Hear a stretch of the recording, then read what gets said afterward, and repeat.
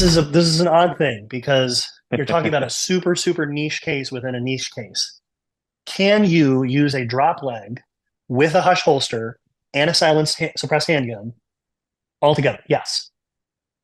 If you've ever got into a truck or a car with a rifle, you know that all of a sudden it's kind of like You just got playing. this thing in your Yeah, way it's like here. playing Twister. You're like trying to move Yeah. this around here. It's not very comfortable. And it's not very Can you safe. do it? And yeah, I mean, with rifles specifically, right? They have Hmm. safeties, etc.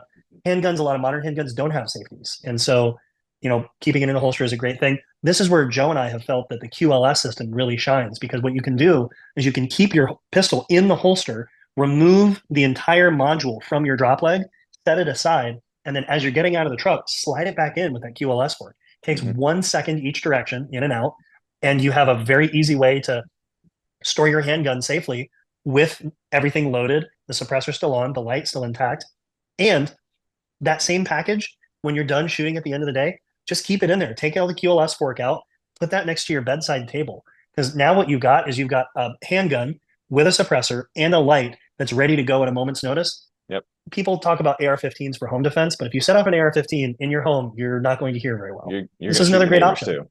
too. Potentially, yeah.